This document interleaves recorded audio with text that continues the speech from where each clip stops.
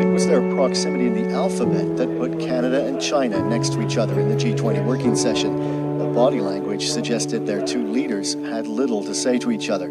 But despite the awkwardness, Trudeau and Xi did make time for a 2-minute meeting later in the day with interpreters present. The Prime Minister's office hasn't released any details on what was said. Xi's biggest bilateral meeting here is with U.S. President Donald Trump tomorrow. Millions of jobs in China depend on exports to the U.S. Nearly half of those exports are under U.S. tariffs, with the threat of more tariffs hanging over the rest. We're meeting with China.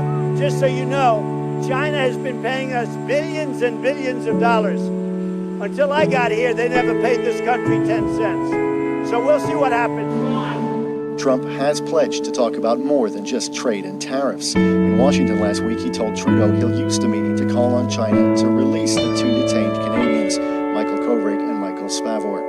Anything I can do to help Canada, I will be doing. Canadian officials say they're confident Trump will raise the issue when he meets Xi tomorrow. They can't really tell Xi to respond. One former diplomat is skeptical that Trump's intervention will make that much difference. Unless the words are accompanied by some action, then I think the Chinese will listen, but I don't think in the short term it's going to have any significant impact. China has been hearing about this issue from a broad group of countries.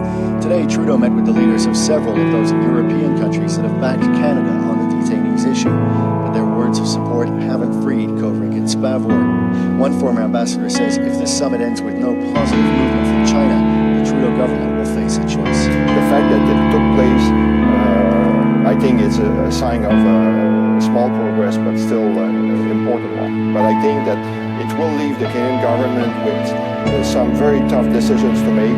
And I would say that probably coming out of the G20 summit, they should announce further measures that will be taken to protect Canadian interests. We do not escalate, and we do not back down. Today, China's foreign ministry also posted some unusually conciliatory remarks by departing ambassador to Canada, Liu She. The man who recently said relations had hit rock bottom. The current difficulties in Canada-China relations are only temporary, he said. Canada-China friendship has a deep history and a history that's unstoppable. Evan Dyer, CBC News, Osaka.